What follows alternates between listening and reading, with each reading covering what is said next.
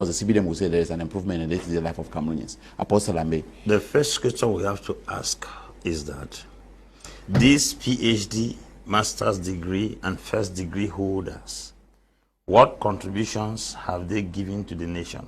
You cannot tell me that you are developing the minds of people in a country and then the country is not developing.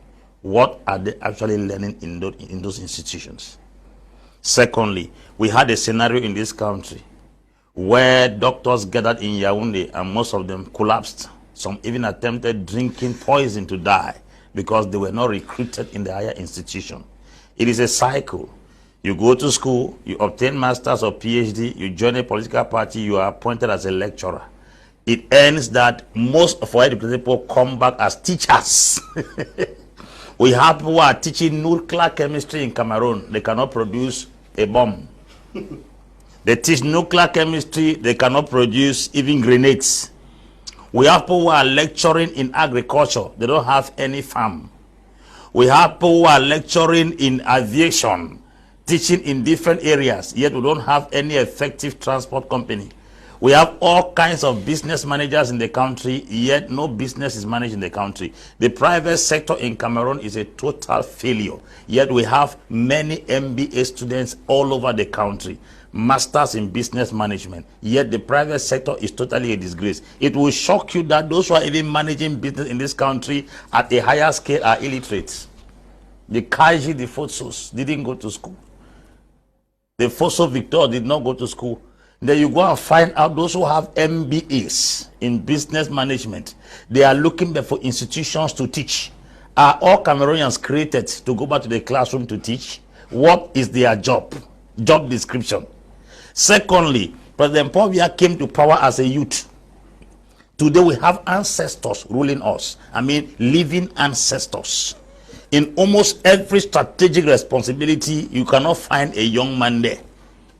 National Assembly, I grew up and knew the president of National Assembly. My daughter, first daughter, is still telling me the same person is National Assembly. The person who heads the Senate is a retired individual who was grasped somewhere and he barely walks.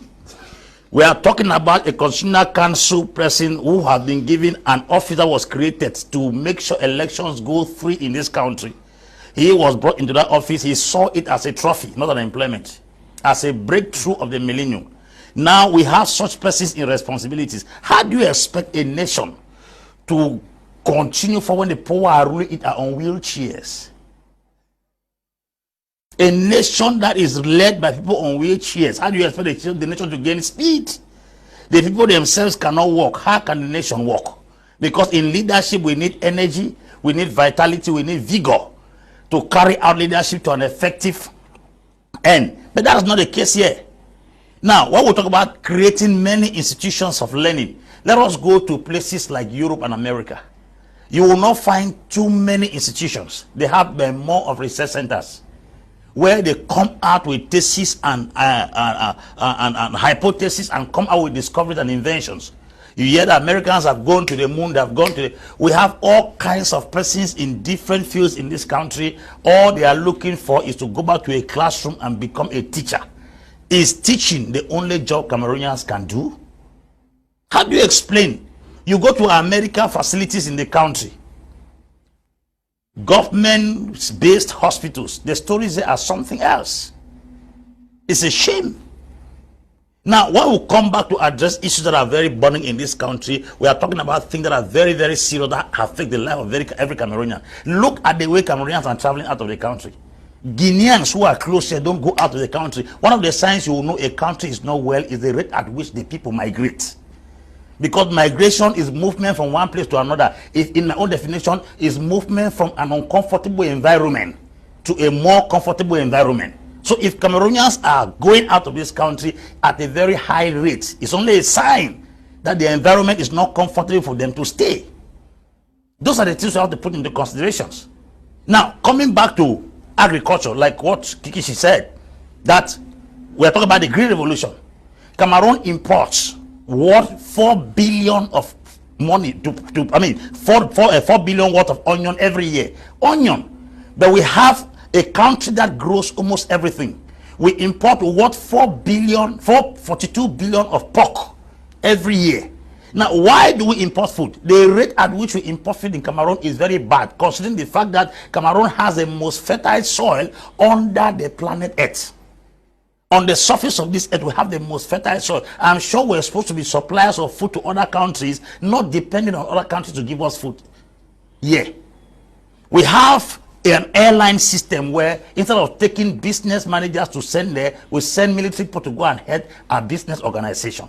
We send captains to go and head a business organization. We send even people from ENAM who have studied administration to go and manage a business institution. How do we expect our own things to grow? Do you know that we don't have a shipping line in this country? For how many years?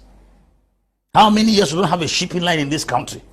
That is to let you understand that we are limited. In the aviation sector, we are limited. In the maritime sector, we are limited. In the agricultural sector, which we think is our own strength, we are limited. Going to the place of administration, the people are leading us. They told us our youths of today are leaders of tomorrow. We have now become the elders of tomorrow, and the elders of yesterday are still leading us to today.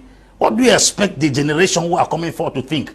Anyone that grows in this country and sees the way the government is being run, they will start thinking a bit of going out of the country. Because a man cannot sit in an office from 1979 to 2021. Is it your father's ancestors' tool?